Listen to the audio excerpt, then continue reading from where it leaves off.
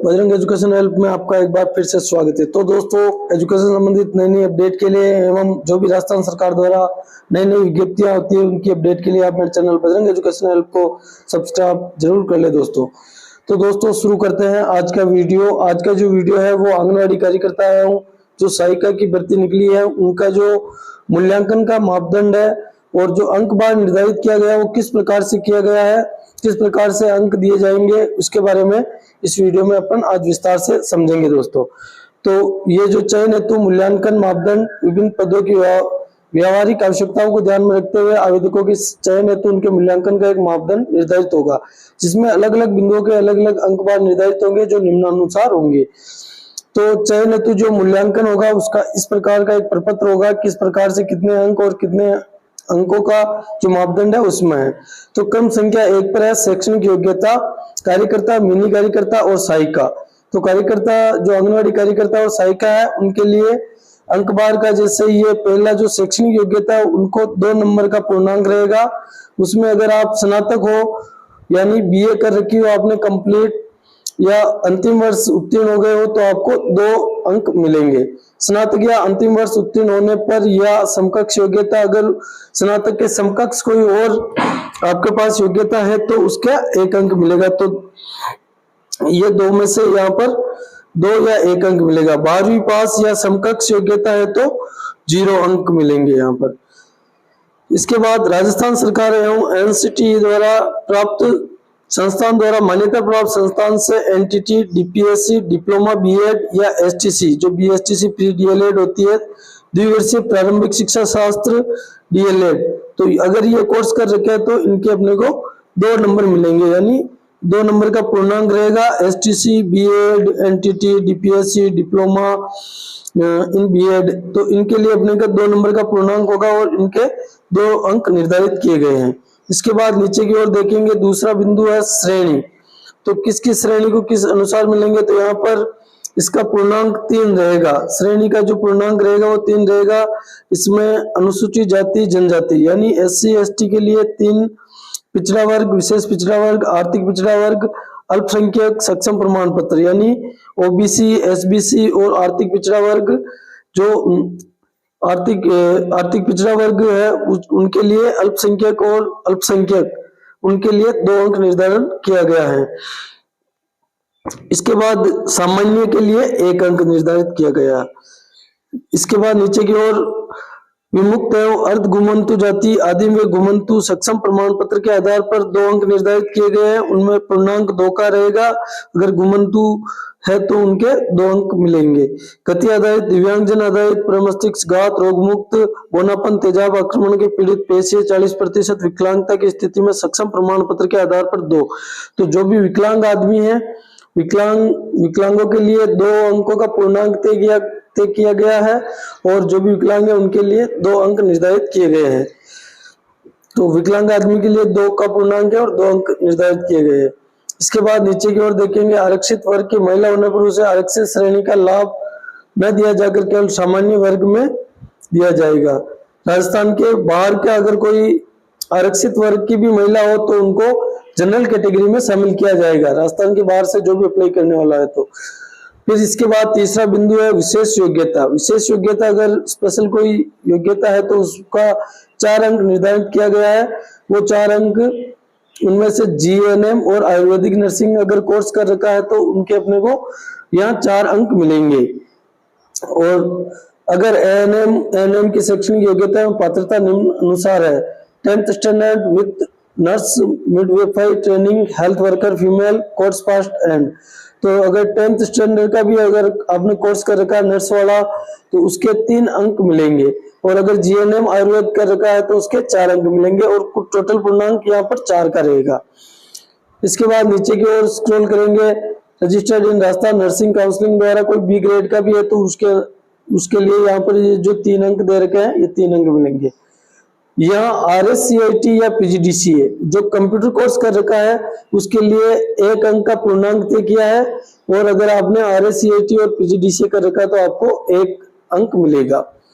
इसके बाद कार्य अनुभव, नीचे कार्य अनुभव में चलते हैं तो आंगनवाड़ी कार्यकर्ता, शिशु पालना गृह कार्यकर्ता, सहायिका, आशा सहयोगिनी साथिन के रूप में नियमित एवं संतोष सेवा होने पर अथवा कार्यमुक्त हुई तो निरंतरता में सम्मिलित करते हुए 1 वर्ष कार्य अनुभव के 4 अंक मिलेंगे।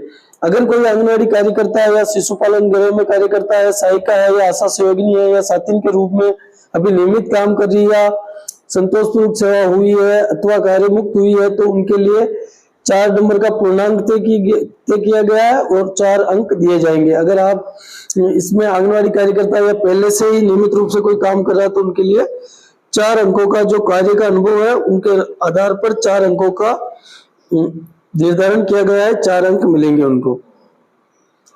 इसके बाद 7वां बिंदु है विधवा तलाकशुदा। तो विधवा और तलाकशुदा के लिए टोटल 3 अंकों का पूर्णांक रखा है। 3 अंकों का पूर्णांक, उसमें अगर विधवा है तो उसको 3 अंक मिलेंगे और तलाकशुदा है तो 2 अंक मिलेंगे। अगर विधवा है कोई तो 3 अंक मिलेंगे और तलाकशुदा है तो 2 अंक मिलेंगे। इस प्रकार से कुल पूर्णांक 23, कुल पूर्णांक जो 23 है और इसमें अपने द्वारा जो भी अर्जित किया जाएगा वो यहाँ पर इंटर हो जाएगा और इसी आधार पर जो ये 23 में से जितने भी अंक आएंगे इसी आधार पर एक मेरिट बनाई जाएगी और इसी आधार पर सिलेक्शन किया जाएगा दोस्तों। तो इसमें यहाँ पर जो पूर्णांक और प्राप्तांक की ये डिटेल हो गई। यहाँ नीचे एक नोट लिखा हुआ, केवल शहरी क्षेत्र की छात्रियों जो परिसीमन होने के पश्चात निदेशालय महिला अधिकारिता विभाग द्वारा कार्यमुक्त उन्हें संबंधित नगरीय विकास में आंगनवाड़ी कार्यकर्ता होने पर केवल सामान्य आवेदक के रूप में आवेदन करने के योग्य होगी, जिनको न्यूनतम 2 वर्ष का निरंतरता का कार्य अनुभव केवल राजस्थान में होने का अनुभव के 4 अंक दिए जाएंगे। अगर कोई शहरी क्षेत्र में है जो अपने महिला अधिकारिता विभाग में पहले कोई काम कार्य करती थी और वहां से कार्य मुक्त हो गई हो तो उनके लिए अलग से 4 अंक दिए जाएंगे दोस्तों। तो इस प्रकार से यहाँ पर जो अंकों का निर्धारण है तो टोटल 23 अंक है। टोटल 23 अंक में से जो भी यहाँ प्राप्त पूर्णांक रहेगा 23 का और प्राप्तांक जो भी प्राप्त किए हैं वो रहेगा और ये अंक बार मैंने स्टेप बाय स्टेप आपको बता दिए। तो इससे आपकी एक मेरिट तय की जाएगी। इन 23 अंकों में से जो भी प्राप्त होगा इसके आधार पर एक मेरिट तय की जाएगी और इसके बाद सिलेक्शन लिया जाएगा।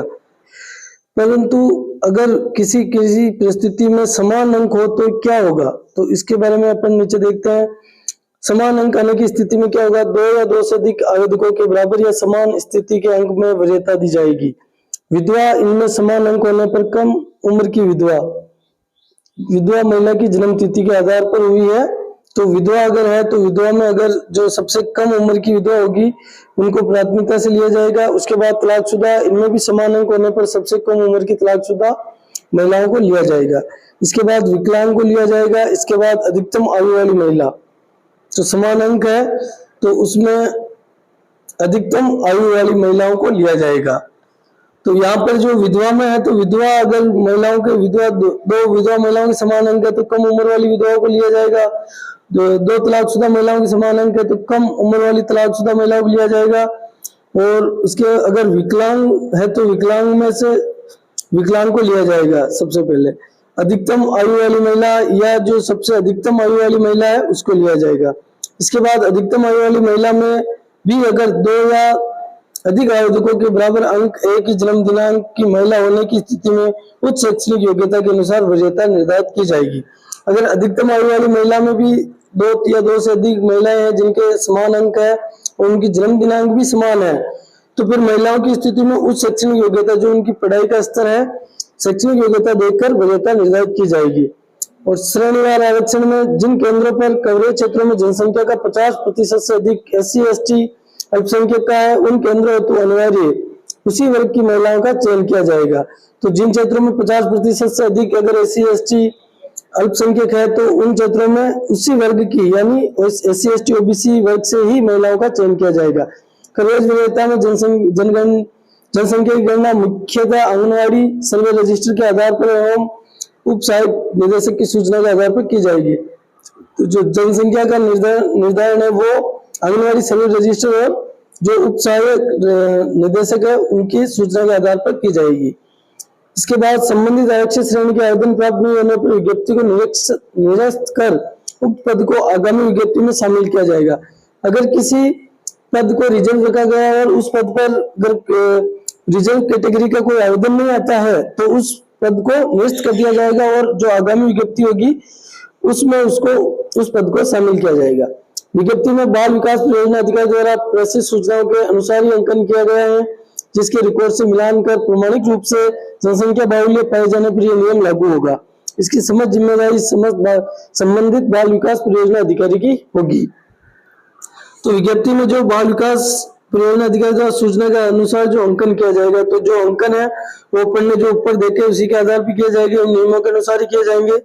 सामाजिक न्याय एवं अधिकारिता विभाग के जारी प्रपत्र 45/955 दिनांक 8/8/2019 के अनुसार पिछड़ा वर्ग नॉन क्रीमिलियर के जारी प्रमाण पत्र संबंधित तथ्यों को 3 वर्ष के लिए विधि सम्मत शपथ पत्र के आधार पर मान्यता दी जाएगी। जो नॉन क्रीमिलियर वर्ग है उनको 3 वर्ष के लिए शपथ पत्र के आधार पर मान्यता दी जाएगी। क्रीमिलियर में न होने संबंधित प्रमाण पत्र 1 वर्ष के लिए मान्य होगा। तो जो क्रीमिलियर में नहीं है, जो ओबीसी का जो सर्टिफिकेट है, तो वो 1 वर्ष के लिए मान्य होगा। एक बार क्रीमिलियर में नहीं होने का प्रमाण पत्र जारी होने के उपरांत अगर प्रार्थी अगले वर्ष में क्रीमिलियर में नहीं है, तो ऐसी स्थिति में उससे सत्यापित शपथ पत्र लेकर पूर्व में जारी प्रमाण पत्र को ही मान्य मान लिया जाएगा। तो जो जिस समय अपन प्रमाण पत्र देंगे उस प्रमाण पत्र को माना जाएगा। उसके बाद अगर नॉन क्रीमिलियर वर्ग भी हो तो उसकी कोई मान्यता नहीं होगी। ऐसा अधिकतम 3 वर्षों तक किया जा सकता है।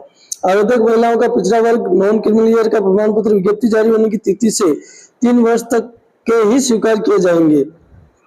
इस संबंध में समय समय पर राज्य सरकार द्वारा निर्देश लागू होंगे। आवेदन पत्र की हार्ड कॉपी में संलग्न दस्तावेज मैंने जो पिछले वीडियो में बताया है, वो सभी दस्तावेज बाल विकास परियोजना अधिकारी कार्यालय में व्यक्तिगत या रजिस्टर्ड या तो स्वयं उपस्थित होकर या रजिस्टर्ड डाक द्वारा संबंधित परियोजना कार्यालय में दिनांक 23/7 से 21/8/2024 तक कार्यालय में जमा कराए जा सकेंगे। तो जो ये डेट है 23/7/2024 से 21/8 तक, इसके बीच में इसके मध्य आप जमा करा सकते हो। ये विज्ञप्ति विभागीय प्रपत्र क्रमांक दिनांक 12/1/2023 एवं 1/3/2024 के क्रम में जारी की जा रही है। विभागीय आदेश के अनुसार भी मानदेय कर्मी चयन किया जाना है। किसी प्रकार का विवाद उत्पन्न होने पर अंतिम निर्णय अधोक्षाकर्ता का होगा। जो अंतिम निर्णय होगा वो उप निदेशक का होगा। ये विज्ञप्ति कार्यालय बाल विकास परियोजना अधिकारियों से प्राप्त सूचना के आधार पर स्वीकृत आंगनबाड़ी केंद्रों के लिए रिक्त पदों के लिए जारी की गई है, जिसमें किसी प्रकार की त्रुटि पाए जाने पर सीडीपीओ पर स्वयं जिम्मेदार होगा। आरक्षित श्रेणी के कॉलम में जहाँ डैश लगा यदि पद अनारक्षित है वहां पर किसी भी वर्ग की महिला आवेदन कर सकती है। तो जहाँ पर जनरल पद रिजर्व है वहां पर किसी भी वर्ग की महिलाएं आवेदन कर सकती है। तो ये जो उप निदेशक महिला एवं बाल विकास है उनके आईडी से ये आदेश जारी किया गया है। तो इस आदेश में अपने को विस्तृत जानकारी प्राप्त हो गई कि किस प्रकार से अपने को अंक निर्धारण किए जाएंगे, किस प्रकार का प्राप्तांक रखा गया है, जो 23 अंकों का जो पूर्णांक रखा गया है उसमें से प्राप्तांक किस प्रकार से अर्जित होंगे और किस प्रकार से मेरिट निर्धारित होगी, और इसमें समान जन्म तिथि समान अंक होने पर क्या होगा। तो इसमें पूरी डिटेल से मैंने ये जानकारी आपको दी है। इसी प्रकार की जानकारी आगे भी जारी रखने के लिए आप मेरे चैनल बजरंग एजुकेशन हेल्प पर सब्सक्राइब जरूर कर ले दोस्तों, जिससे आपको एजुकेशन और विज्ञप्ति संबंधित नई अपडेट तुरंत प्रभाव से मिलती रहेगी। धन्यवाद दोस्तों। जय हिंद, जय भारत।